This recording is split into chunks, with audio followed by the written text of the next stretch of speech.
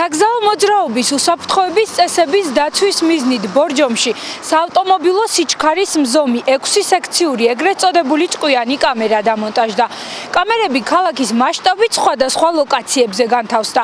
ეგრეთ წოდებული ჭკვიანი კამერა საგზაო მოძრაობის წესების დარღვევის შემთხვევებს აფიქსირებს, რის შემდეგაც მძღოლებს ვიდეო ჯარიმის გამოწერის შესახებ ინფორმაცია მოკლე ტექსტური შეტყობინებით ეგზავნებათ.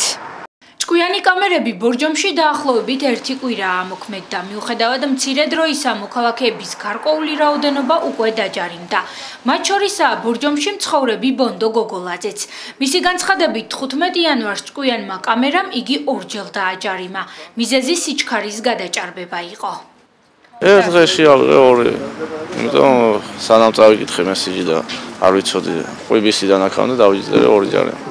რამდენი ლარი შეადგინა ამ ჯარიმებმა? 100 ლარი.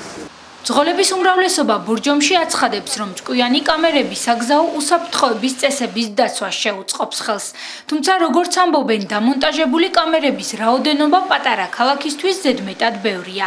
ადგილობრივები დასაშვების სიჩქარითაც უკმაყოფილოები არიან.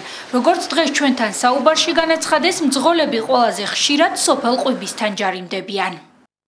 კამერები უნდა დაეყენებინათ, მაგრამ ძალიან ბევრი დააყენეს. ძალიან ახლო არის აყენები. ჩარხის ხისთანაც აუცილებელია იქ უნდა იყოს. მაგრამ აი წარმოიდგინე ახლა საქართველოს ბანკიდან საგამყვებისის ხიც არ გავსწრებით. 50-ზე ზევით ვერ მივდივართ. მით უმეტეს ტაქსი რამდენჯერ უნდა გავიდეს და გამოვიდეს მანდა. ყოველთვის ხوير უყურებს მიტომეტრს. ზოგჯერ გეჩქარება, ზოგჯერ კლიენტს ეჩქარება. არის დასაშვები 50 კილომეტრი. უნდა იარო იმით 50 კილომეტრი და ძალიან კარგია, გაფრთხილდება ხალხი.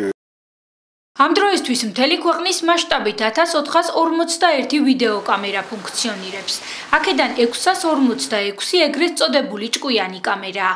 სიჩქარის სექციური კონტროლის სისტემით უკვე 375 კილომეტრის სიგრძის საავტომობილო გზა კონტროლდება.